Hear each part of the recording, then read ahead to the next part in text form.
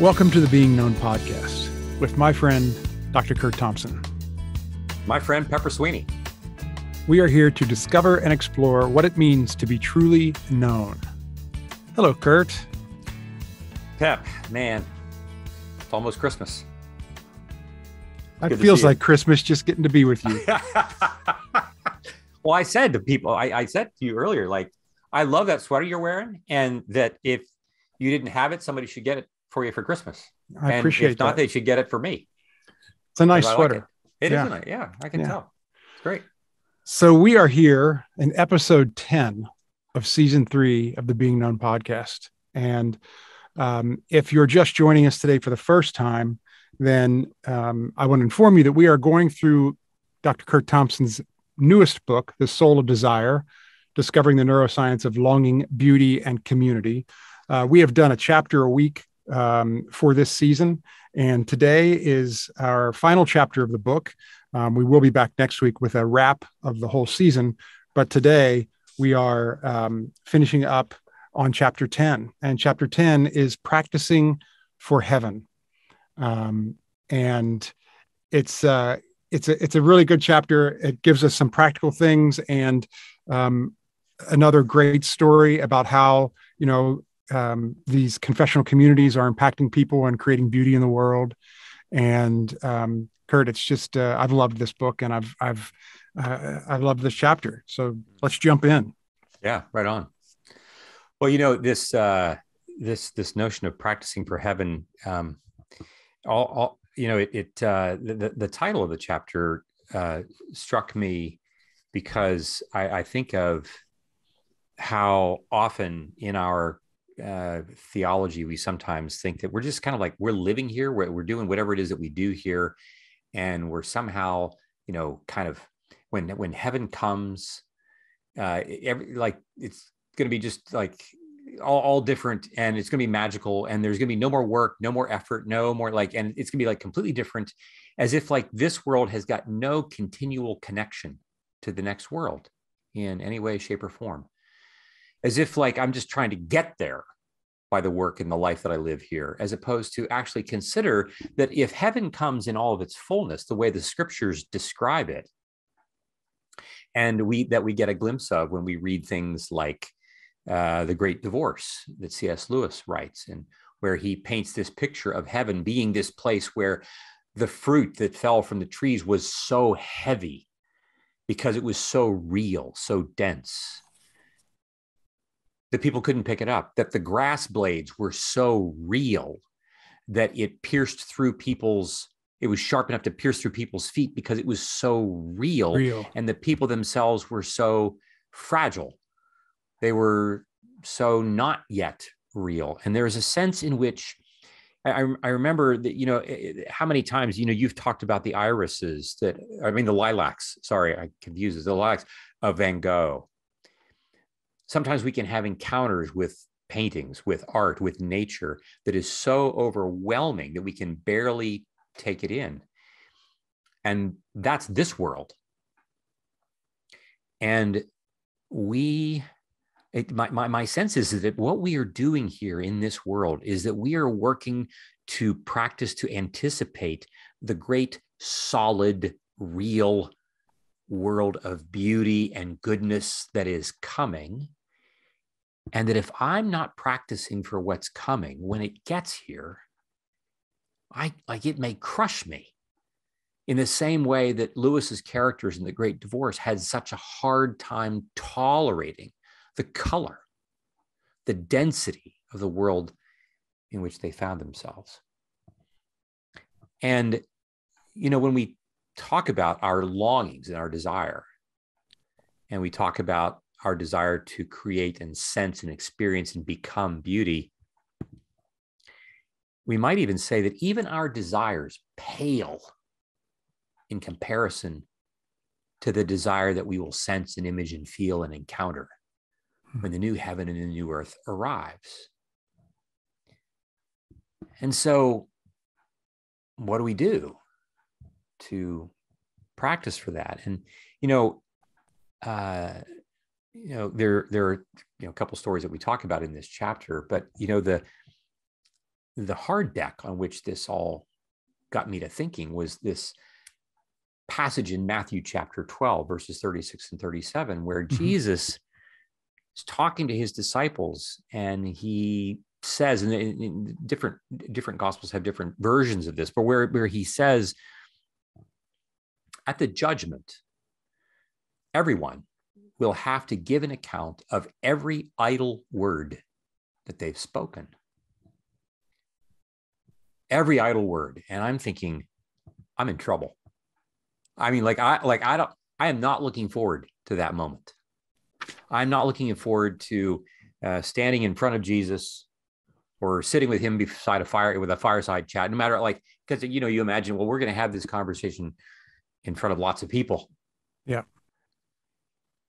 And he's going to say, well, why did you say that? And what was that about? And so forth. There's this sense of I'm going to be shamed in front of everybody. So I'm going to have to give an account for every idle word. And then I got to thinking, what if, though? What if what Jesus is intending to do is, in many respects, what we actually try to do in these confessional communities? What if his conversation is going to be more akin to asking, well, where were you when that happened? And what did you want when that happened? And were you aware of the price that you were going to have to pay? Were you able to drink? Were you aware of the cup you were going to have to drink? And where was the shame that was lurking? This sense in which he's not intending to shame us in the account giving, but his intention is to leave no stone of unfinished, no unfinished business covered under any stone. He's going to turn them all over in order to be able to become fully differentiated, fully linked, fully vulnerable, and in the absence of shame, such that the accounting itself at the judgment is something that is getting me ready to get into the game of the real story that is just beginning with the new heaven and the new earth. And as I thought about that, this notion that the accounting that we're going to give, God came to Adam and said, where are you? He was requesting an accounting, and Adam was too afraid to enter into the conversation. Jesus said to the rich young ruler, there's just one thing. He looked at him and loved him, and he missed the look of love. He couldn't stay in the conversation. He couldn't enter into the accounting. Our pain, our woundedness, our traumas that lead to all of my coping strategies are ways for me to avoid entering into the accounting of all my idle, silent words that I'm using to cope with all of my wounds some of which I don't even know that I know about. And so the theme of this chapter really is a way to invite us to imagine that all the work that has come before is a manner of expanding our imagination. There's that phrase again, expanding our imagination to consider that the new heaven and new earth that is coming is going to give us the possibility to account for things in such a way that these confessional communities give us an opportunity to practice and get ready for. Yeah, I love this, that you've talked about this, practicing being human, and in these communities, the people are learning to tell their stories so much more truly with one another, so that they can get to a place where their shame attendant, as you name, is no longer driving the car, and they've got support of people around them that they take with them in life, and then they are prepared to create beauty out of these places. There's a story of Francine and Andrew in this chapter, that Francine was a woman who was single, and I think got into therapy because she thought she was getting to therapy because she was single, and all the things that came out of that. And she got into a community group, and she mentioned early on that she had been a painter. She had done some painting, but she hadn't done it for years. And someone else that was in the group, Andrew, who had his own sort of beauty and creativity that he'd been suppressing, and he had done some piano playing. And Francine, Andrew kept pursuing this idea of Francine. Why, what are you going to do about this painting? When are you going to, go back to this? And he kept bringing it up and kept bringing it up. And between that and all the other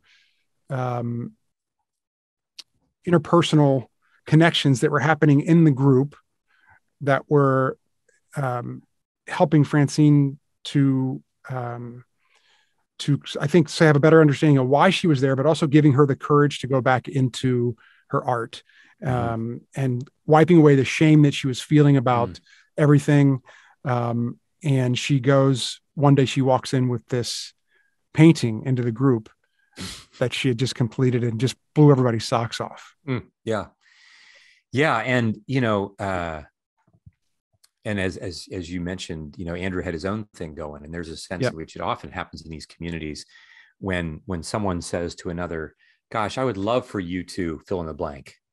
I'd love for you to do this painting. I would love for you to tell your boss that you need more time off. I would love for you to tell your father to stop, whatever. Because if you do it, that means I can do it, right? Because if I can see you do it, that means I can do it. It is exactly the case. And it is striking how often this happens. It just repeats itself over and over and over again. And just about every time it does, we then offer the question, and in this case, Andrew, if she were to do this, how would that be helpful for you? Because we never ask anybody to do anything that is not about us, that does not have some connection to my longings. Right. When I want my children to do things that I think is really for them, like, no, like, dude, like, it is about like, then I'm going to have a better sense of being an effective father, because my kids are now being effective adults in the world. Right. And otherwise it's that shame wolf at my door. Well, if you'd only done this or done less of that or whatever. And so this whole thing of the kind of, we draw on, the physics of complex systems, and how some portion over here is always affecting some portion over here in the system in ways that we can't always predict. And Andrew's kind of like continual kind of being like a gentle gadfly with her. And he wasn't, he wasn't irritating about it, but he was genuinely curious, and he really wanted to. And one of the other things is that Francine was, at first, she was just surprised. Like, she hadn't thought about it for a long time, because she'd practiced putting it away, because there was so much sadness and shame that was associated with it. She just practiced putting it away. And at first, the very interest in it, it's like, yeah, whatever. Yeah. Like Andrew had to keep coming back around and back around until it became clear to her that the painting was the thing that was motivating Andrew, drawing Andrew to connection with her. It was the connection with Andrew and with the community that drained her shame account in such a way that she became more awake to, alert to, attuned to that part of her heart that had always longed to express herself with her painting. It wasn't like, I'm no longer interested. It's the interest has been buried under the rubble of my trauma and my shame. And as the rubble is cleared, it's like digging for gold. It's not like the gold isn't there. It's like, and when it shows itself. And so she walks in one day with this painting, of course, unannounced, right? Andrew's like, oh, I wonder if she'll ever show. And she walks in, and it's true. Like, people didn't have words. because we think, people, yeah, you're a painter, you paint things Right. like whatever, and then like it's just like, wow. And this eventually, as readers will see, this eventually led toward her doing more and more and more with her artwork that is now in other places. Yeah, I love that. I love that the beauty goes outside and beyond the group, and the Yeah, beauty impacts the world because of the work that was done in the group, right. because of her being able to release a lot of that shame, Mm-hmm. and Mm-hmm. because of her feeling connected to Andrew and others in the group and being impacted by them. Right. This beauty was created out of that, but it wasn't hoarded and kept.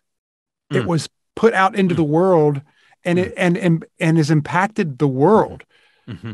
with beauty.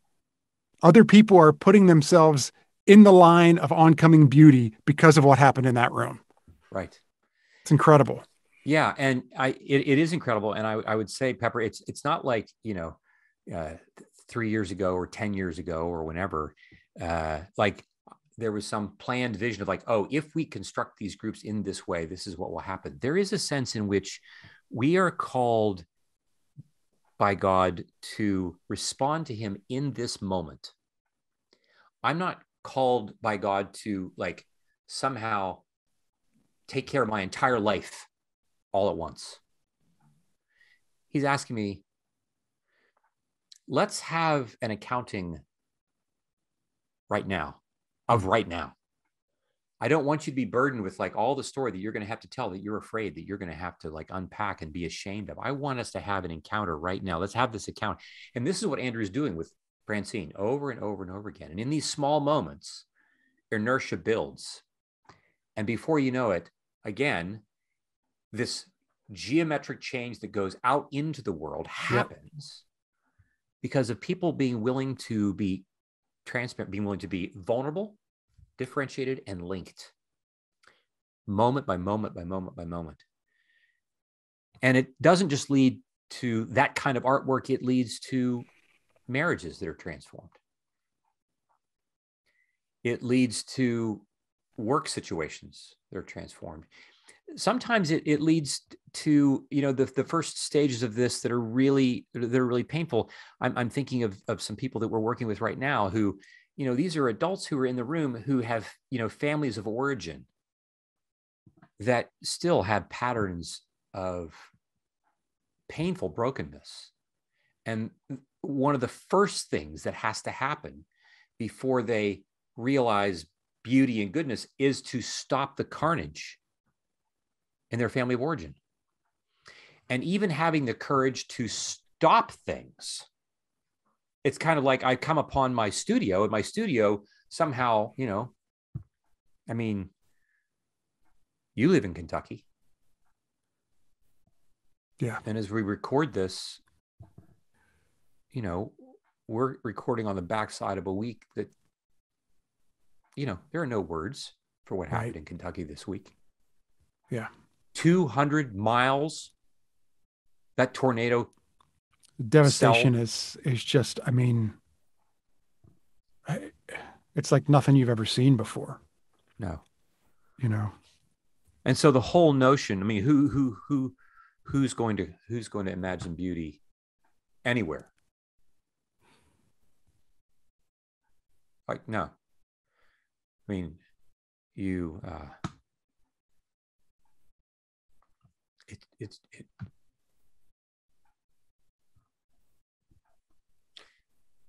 and it's into these spaces that Jesus comes. Hmm. And just like with Andrew and Francine, Jesus doesn't force the pace.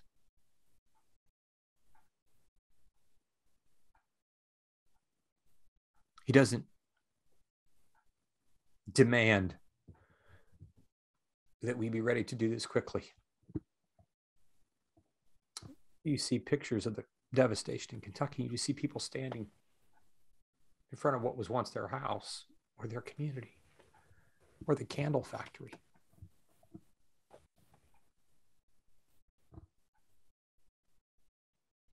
There's nowhere to go. And it's into these spaces, not just geographically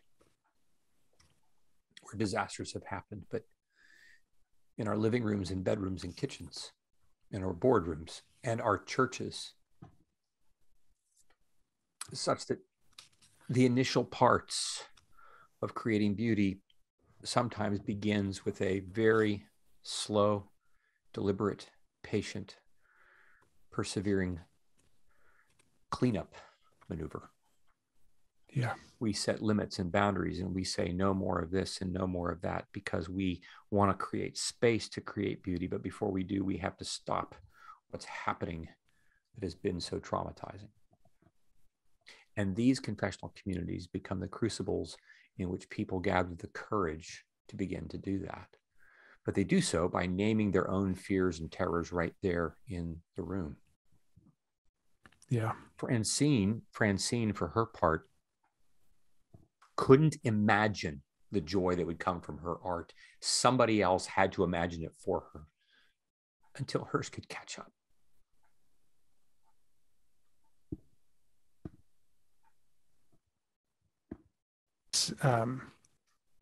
The picture that you use of the Kansugi art just so embodies this whole process, right?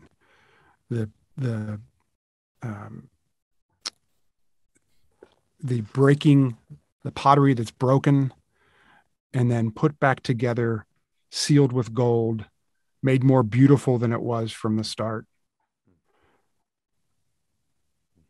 Just feels like a great picture of what happens in these groups with, the brokenness, the parts of us that we think are the ugliest, right, that there's no place for.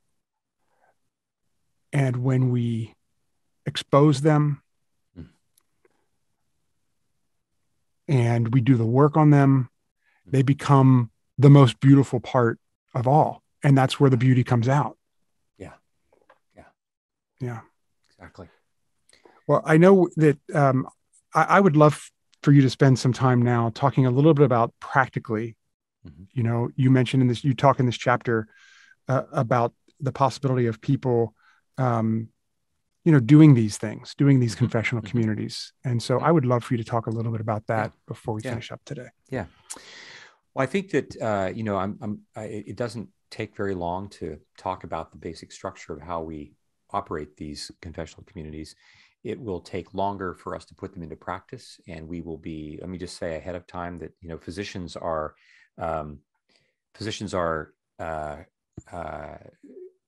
generally more helpful for patients when they alert them to side effects of the medication or interventions ahead of time, so that people are not shocked or surprised, caught off guard by them when they experience them.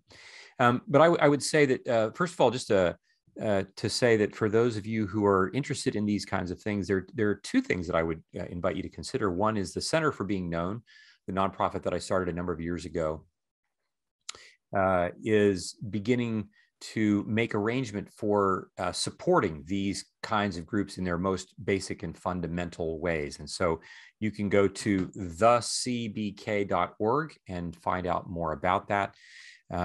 We are, creating space for people to begin to sign up for these and to, and we're in the early stages of this. So if you were to go to that website, you're not going to find a quick way to do that, but you can sign up to get your email on our list and make it possible for you to learn more about that there through the Center for Being Known. And then the other is our private practice here in Virginia is running more explicit and deeper trainings that we're providing for clinicians and non-clinicians alike on how to run this. And so if you were to look up my practice name now is New Story Behavioral Health. So New Story Behavioral Health with Curt Thompson, MD.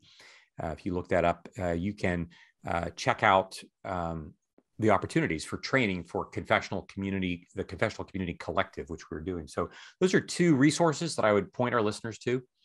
And then practically speaking, when we do this, we really say that, of course, we could get into more detail about this, but for right now, I would say that To form a confessional community, you would want to, have at least 3 people in a group, 3 to maybe 6 people in a group at the most.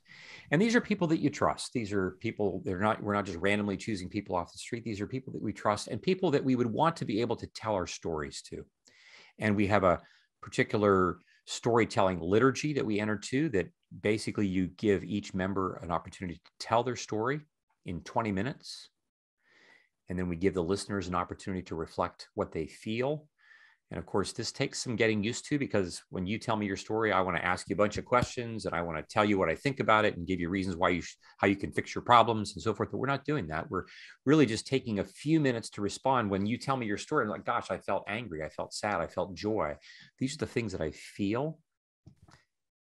And then we give the speaker a chance to reflect what it's like for them to hear people reflecting. And then we give the listeners one more time to reflect back to the speaker what it was like for us to hear how our words impacted you. Each person gets an opportunity to do this storytelling liturgy. And of course, there's more detail that we could offer about that. But as we go forward, we encourage groups to meet weekly. We encourage them to meet for at least 90 minutes to give everybody time to do this. And then we do some very practical things. And they're just 3 or 4 that we name. Number 1, we come into each group and each person wants to name, what are my longings? What are my desires? What are my desires? And getting used to naming that. This is what I really want. Number 2, what is the thing that I long to create? Not just what do I long for, but what do I long to create? And sometimes it's like, I don't know what I want. I don't know what I want to create. That's because we don't practice much doing that. Along with this, we then want to name our griefs. What are the things that bring me pain?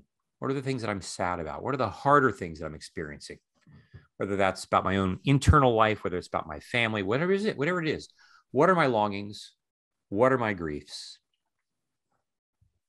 And then we say that, and here's where we can use the book as a guide for us. We practice dwelling, gazing, and inquiring. What does it mean to then practice some of those things that you read about in those chapters? And when we inquire, we're asking those 4 questions over and over and over again. Where are you? What do you want? Can you drink the cup? That's another way of getting at the grief, getting at what's painful, what's the suffering like, and where is there shame? Do you love me? Where is there shame that's left over? And we would say that the byproduct of all of this is the formation of a community that is as beautiful as what we're trying to create in our own lives outside of the community. We like to remind people that this is going to be done imperfectly, that we trust and assume that all of this activity is done in the presence and activity of the Holy Spirit, and that all of our words are a function of prayer. We are trusting that Jesus is in the middle of this, and that it's he who is holding all this process together, including the things that we're most frightened about, until the new heaven and earth arrives, at which point we can enter into that practice of giving a full account without fear and without shame, knowing that everyone, including Jesus himself, is holding our gaze in theirs.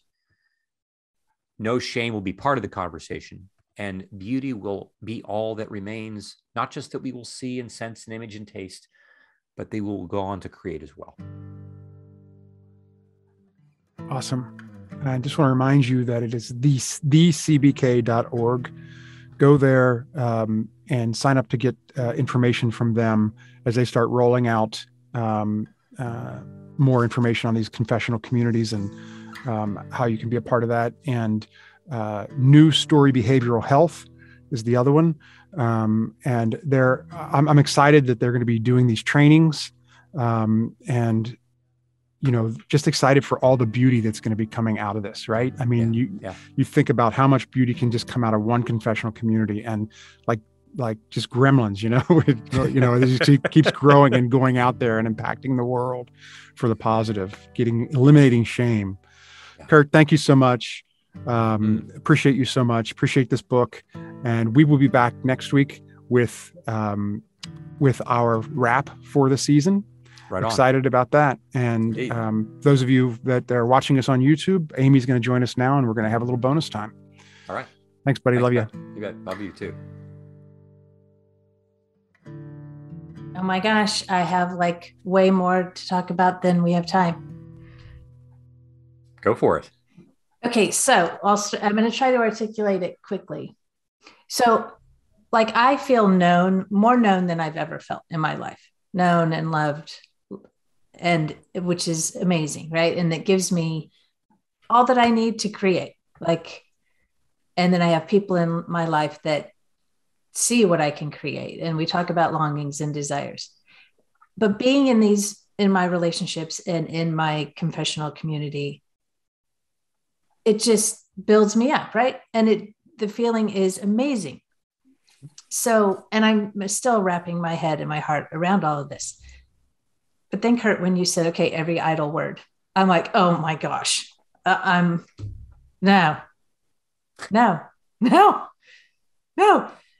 But then, because what do I imagine? And what do most of us imagine? Mm-hmm. Mm-hmm. Mm-hmm. Mm-hmm. But then the idea that what I can imagine, the God that I serve, is asking about every idle word because he cares and he's curious and he wants to build and equip and free me. Then I have then it's like, oh my gosh, not only do I have this in my relationships with my friends and my communities, but oh my gosh, the God I serve is actually into this. Like he's not, his heart is not to shame me. Yeah. Yeah. And then I think, well, I could do anything. Yeah, exactly.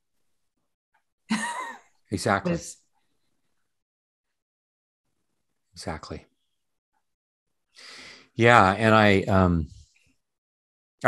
think that's just really well said. And I think we are so encumbered by shame that, like, as I hear you talk, what I would need would be to like take that clip of everything you just said, and that would be the trailer that I would play for every patient that we are recruiting for these community groups. And we would say, these confessional communities, and we would say, this is what we're talking about right here.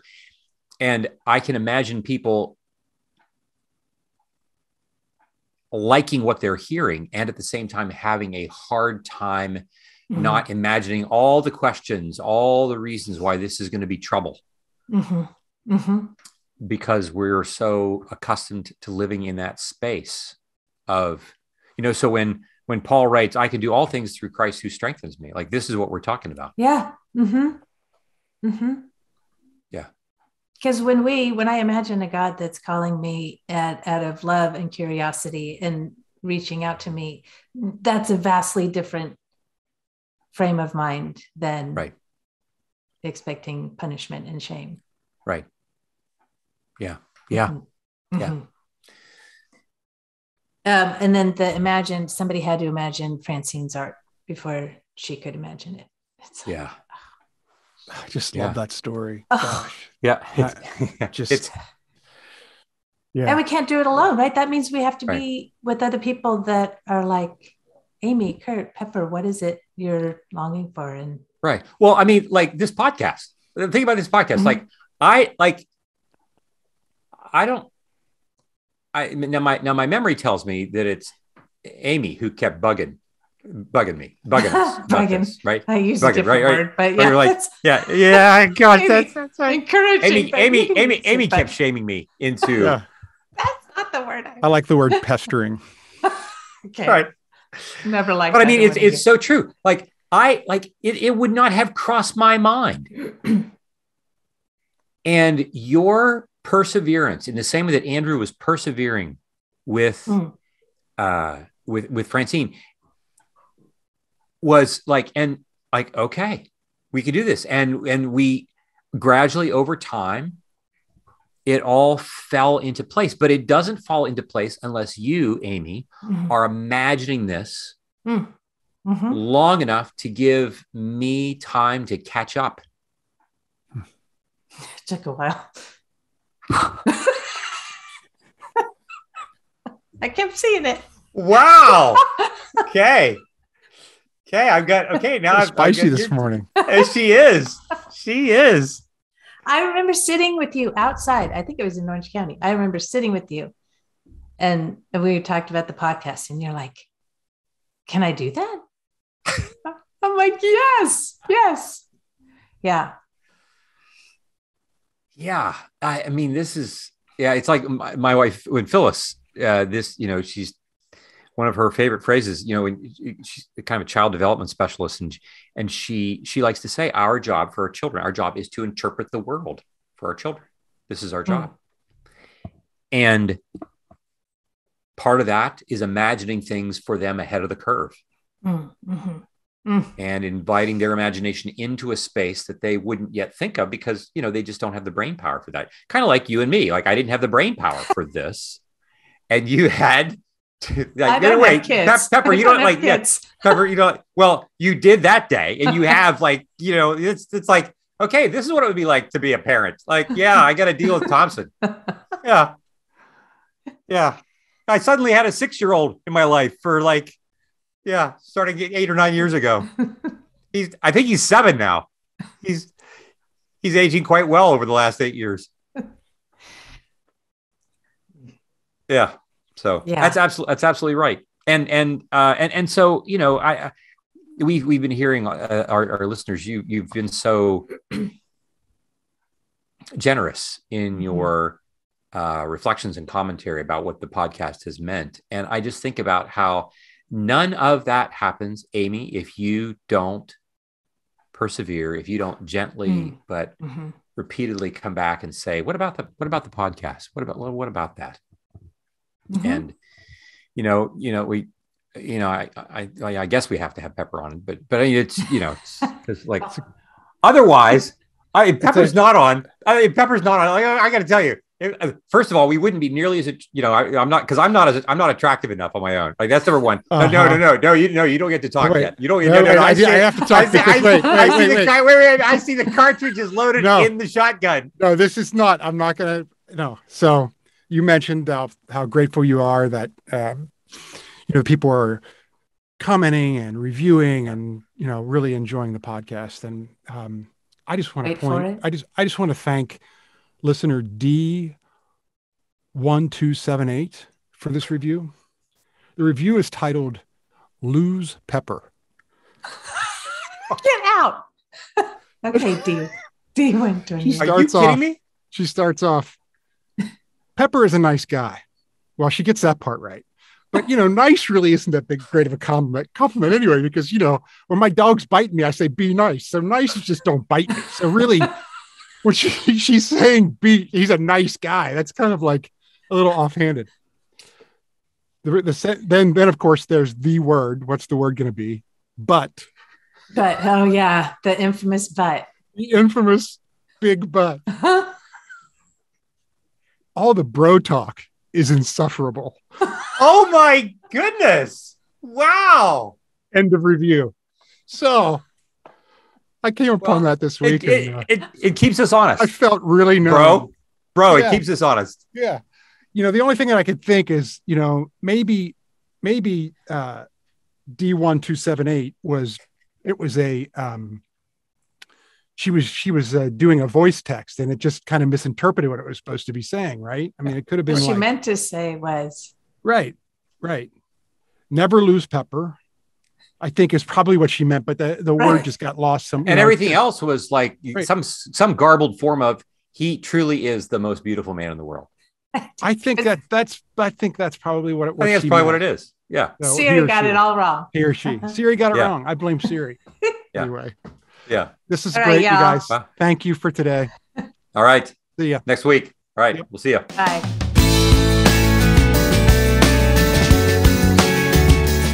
This podcast is produced by Curt Thompson, Pepper Sweeney, and myself, Amy Chella. Audio production and editing is by Keaton Simons. Video production and editing is done by Mark Gould. If you'd like to connect with us, you can find us on social media at Being Known Pod. If you like this podcast, tell a friend. If you love this podcast, tell everyone you know. And please like, rate, and review wherever you listen. Be well. Be now.